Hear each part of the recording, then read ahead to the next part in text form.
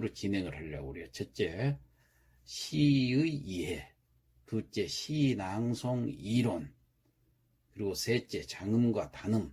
넷째, 표준 발음법. 다섯째, 시낭송 기법과 요령. 여섯째, 시낭송 실제. 마지막으로 시낭송 선정. 이런 식으로 앞으로 진행할 계획입니다. 매주 월요일에 이 강좌가 올라갑니다. 그래서 뜻이 있으신 분께서는 함께 시청을 해주시고 구독도 눌러주시면 고맙겠습니다. 시낭송 특강 시간입니다. 오늘도 지난 시간에 이어서 시를 이해하는 기본적인 지식을 좀 살펴보도록 하겠습니다. 오늘은 시의 성격에 대해서 알아보도록 하겠습니다. 자, 시어는 따로 있는 것이냐, 일상 언어를 그대로 쓰면 되느냐, 뭐 이런 논란이 있죠.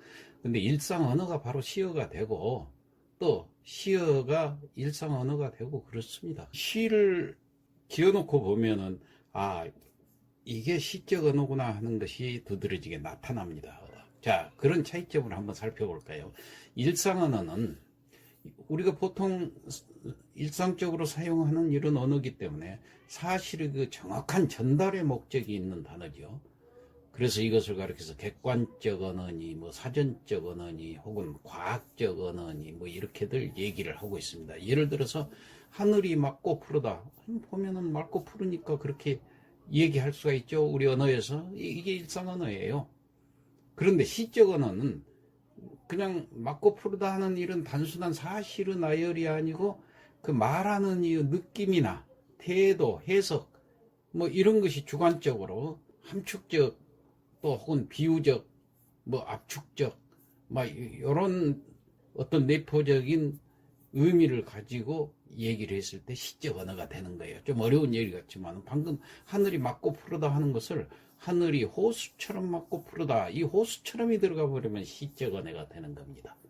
그러면 예를 들어서 그녀는 예쁘다 하면 보통 일상적인 이야기죠. 그렇기 때문에 일상 언어예요. 근데 그녀는 장미꽃 같다, 그러면 이건 바로 시가 되는 거예요. 시적 언어가 되는 거예요. 예, 일상 언어하고 시적 언어의 차이점은 우리가 이제 간단하게 살펴봤고요. 그러면 이 시적 언어의 성격을 우리가 조금 더 살펴보면은 시어를 확실히 알 수가 있습니다. 시적 언어의 성격은 세 가지 면에서 볼 수가 있습니다. 첫째, 함축성이 있습니다. 시어에는. 자, 말이나 글이 그 속에 많은 뜻을 집약해서 가지고 있는 성질을 함축성이다 그래요. 그러니까 시적 언어는 사전적인 의미뿐만 아니라 화자의 주체, 화자가 뭐냐? 예, 조금 이따 화자에 대해서 설명을 하죠. 화자의 주체적 조건에 따라서 그 변화하는 개별적이고 내포적인 언어라고 그랬어요. 그러니까 즉 속에 딱 간직하고 드러나지 않는 의미가 있어요. 시에서 쓰이는 언어들은. 그러니까 사전에 딱 풀이된 뜻하고는 전혀 다른 여러 가지 의미를 지니고 있으면서 암시를 해줍니다. 그래가지고 시의 그 분위기를 나타내거든요. 이런 언어가 바로 함축성이 있는 언어다 그래요. 예를 들어 볼까요? 그 이상화의 시에 보면 그런 게 있죠. 지금은 남의 땅 빼앗긴 들에도 봄은 오는가. 여기서 말했던 빼앗긴 들 할 때 이 들은 보통 들 하면 들판을 얘기하잖아요. 근데 이 속에 들 속에는 굉장히 많은 의미가 함축이 되어 있어요. 어떤 의미가 함축되어 있을까요? 그때는 일본 일제 치하에 있었기 때문에 일본한테 빼앗겼던 식민지 노릇할 때 아니에요. 그러니까 빼앗긴 들 그러면 우리나라 강토를 얘기하잖아요. 이게 들이라는 말 속에가 우리나라 강토라는 말이 함축이 되어 있다는 뜻이 되겠습니다. 주로 이제 이런 것을 함축성이라고 그래요. 그 다음에 두 번째로 정서 환기성이 있습니다. 정서를 환기시키는 그러한 성격이 있다는 얘기예요. 이 시어에는, 시적 언어는 독자에게 특별한 그 정서적인 감흥을 불러일으키는 특성이 있습니다. 자, 똑같은 언어지만, 일상 언어 같지만 이걸 어떻게 적재적소에다 잘 조합을 해서 쓰느냐에 따라서 이게 정서 환기를 불러일으킵니다. 좀 어려운 말 같으니까 예를 들어서 얘기를 해볼까요? 1920년에 오래전 얘기입니다만 그 앙드레 불톤이라는 프랑스 시인이 있었습니다. 이 시인이 뉴욕 거리를 갔는데 뉴욕에 보니까 길가에다가 깡통을 하나 놓고 그리고 국어를 하는 맹인이 있었어요. 그런데 거기에 왜 맹인이라는 걸 알 수 있냐면 깡통 옆에가 I am blind, 블라인드가 맹인 아니야, I am blind 이렇게 써놓고 국어를 했어요. 나는 맹인입니다. 그런데 이 시인이, 불턴이라는 시인이 가면서 봐도 깡통 속에 누가 동전 한 입 넣어준 사람이 없어요. 오면서 봐도 마찬가지예요. 그게 딱 하니까 이 불턴이 시적인 언어를 거기다가 사용을 했어요. 바로 나는 맹인입니다 하고 이렇게 팻말을 붙여놓은 그 팻말을 딱 바꿔가지고는 뭐라고 썼느냐. Spring is coming, but I can't see it. Spring is coming, 봄은 다가오는데 그러나 but I can't see it. 나는 그걸 볼 수가 없습니다. 이렇게 써놨어요.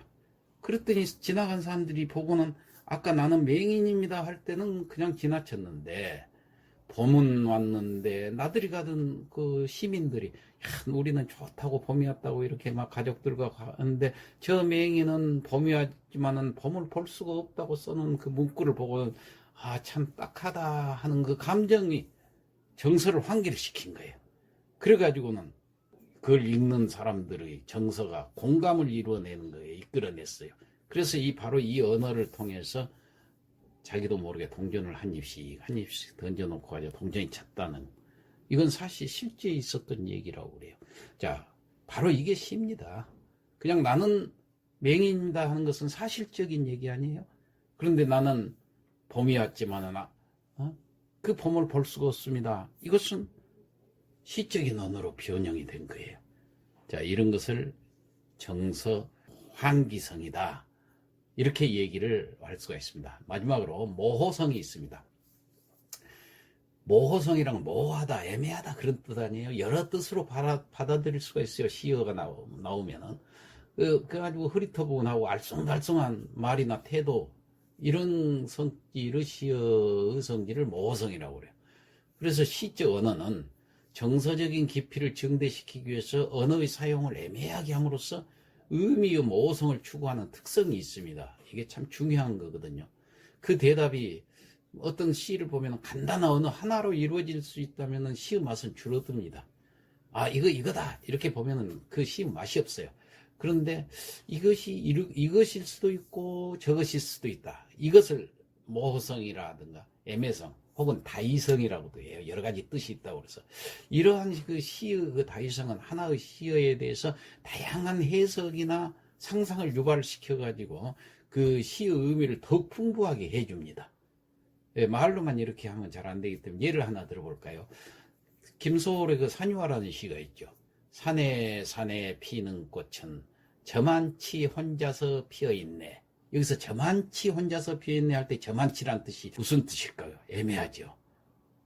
이걸 거리를 두고 저만치 할 수도 있어요. 저쪽이라는. 또 상태, 저만치가 말은 저런 상태로 저렇게 피어있네 하는 저렇게란 상태가 말할 수가 있고, 또 어떤 정황을 얘기할 수 있어요. 저와 같은, 저만치가 말은 저와 같은 어떤 이런 수가 있어요. 거리만 가지고 따지더라도 저쪽 했을 때 인간과 자연과 거리를 이야기할 수 있고, 또 현실과 이상과 거리를 이야기할 수 있고, 인간과 자신과 거리를 이야기할 수 있고, 이 의미가 다양하죠. 그래서 이처럼 여러 가지 뜻으로 해석되는 시의 의미를 이해를 하려면 그 시를 자꾸 읽어보면서 그 시를 주제를 또 고려를 해야 되거든요. 자, 이렇게 시를 단순하게 하지 말고 여러 가지 해석과 상상을 유발시키면은 그 시의 의미가 훨씬 더 풍부해지겠죠. 이런 경우를 가리켜서 모성이다 그럽니다. 마지막으로 화자, 아까 말씀드린 화자는 시 속에서 말하는 사람을 얘기합니다. 서정적 자, 예를 들어서 그 엄마야 누나야 강변살자, 소월이 애기가 아니죠. 근데 엄마야 누나야 강변살자 할 때 화자는 여기서는 10살 미만의 어떤 어린이를 나타냈어요. 그러니까 화자는 시인 자신일 수도 있고 허구적인 인물일 수도 있습니다. 시 속에는 이 화자가 있다는 것까지 알아두시고 오늘 이 시간 마치겠습니다.